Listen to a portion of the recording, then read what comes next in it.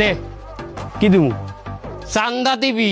আমি গরিব মানুষ, আমি চাঁদা দিতে পারবো না। দে নয় বাড়ি দিয়ে মাথা ফাটাই গেলামু। এই থামেন, কি হইছে? কি কি কেডা? আপনি কেডা? আপনার তো ব্যাপক সমস্যা, আপনি চলেন আমাদের সাথে। কমে যামু। কেন, আপনি কি আমাদের সাথে যাইতে ভয় পাইতে আছেন? এ বেড়া কির ভয়? চান্দা বাইরে তুই ভয় দাও, ডর দাও। কমে নিবি, তোর কোন বাপের দে নিবি নে?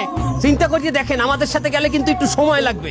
আর তো সময় গমায় তুই চান্দা বাইরে গোতে হাত করছ। তুই তুই নে, কমে নিবি আমার নে। আচ্ছা ঠিক আছে, চলেন আমাদের সাথে। ল তুই ছেড়, আমার কি ছিড়বি? ল ল।